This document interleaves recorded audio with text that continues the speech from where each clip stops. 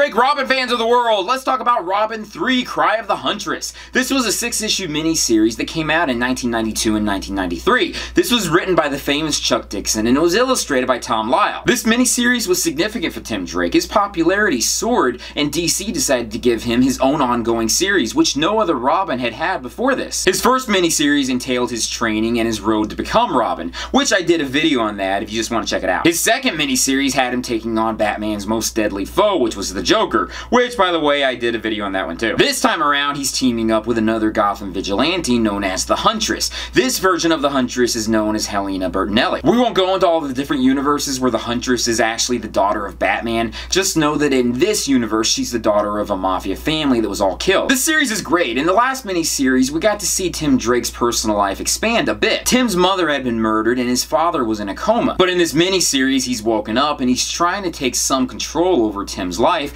and be a fatherly figure to him. Add in the personal conflicts happening in school, where he's coming in and counselors are seeing that he has bruises on his face. The full dynamics of being a superhero while still being in school and having a father who's unaware of what your nighttime activities are, it starts to add up. This series also brought in a very powerful Batman villain known as the KGBeast. At a certain point in the past, he had cut off his own hand to escape capture by Batman. So obviously Tim and the Huntress are going to have a very difficult time trying to take him down. Something else is also important about this miniseries is that Tim Drake is introduced to his first girlfriend, which happens to be Ariana Zurchenko. Although not officially his girlfriend in this series, it does begin here. It extends into his ongoing series where he has a very complicated relationship with her, with issues that I don't want to go into right now. I'll probably talk about those in other videos. Tim's original main nemesis of King Snake is also brought into this, as is King Snake's right-hand man, or woman in this case, Lynx. I feel as though the main purpose of the story was to establish that Tim Drake has come a long way. His detective skills are top-notch. Through his own detective skills, he was able to find out the identity of the Huntress all on his own. And his fighting skills have gotten to the point where he could take on KGBeast on his own. He wasn't always quite so successful, but he was still able to do it. But I also feel as though this story is showing the reader that Tim Drake still has a huge journey in front of him.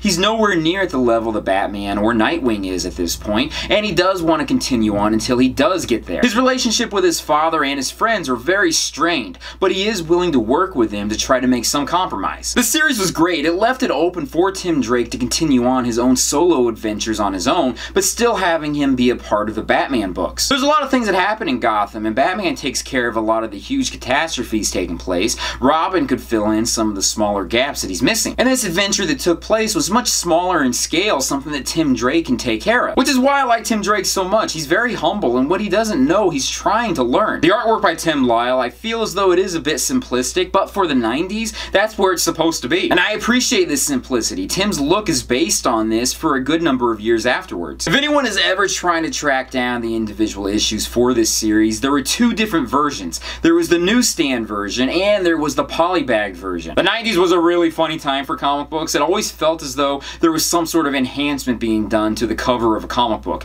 Either it had some sort of holographic card on it, or the entire page itself was some sort of holographic card. Luckily, that doesn't happen quite as often now. I personally read this story through a trade paperback years later. I won't go any further into this. I'm a huge Tim Drake fan, and if you are too, then this is an essential read for anyone out there, just so you can see the establishing of his character and the build-up for his ongoing series. If you are interested in this series and you wanted a printed version of it, it's not too expensive on Amazon and eBay. Or if you're interested in getting a digital version, Comixology has it as well. And I'll just leave it at that. Thank you guys for watching me in this video. If you haven't done it already, subscribe to my channel. I'd really appreciate it. Also, check out my Patreon site when you get a chance, my social media sites, and everything else out there. Peace, love, namaste, and I'll see you guys later.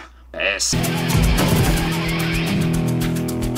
Major shout out to Eric. Thank you for sending me this shirt. I love it. It is so incredibly cool. It's also quite comfortable too. I appreciate it, and you know I'm a huge Robin fan, so you picked the right one. You're awesome, dude.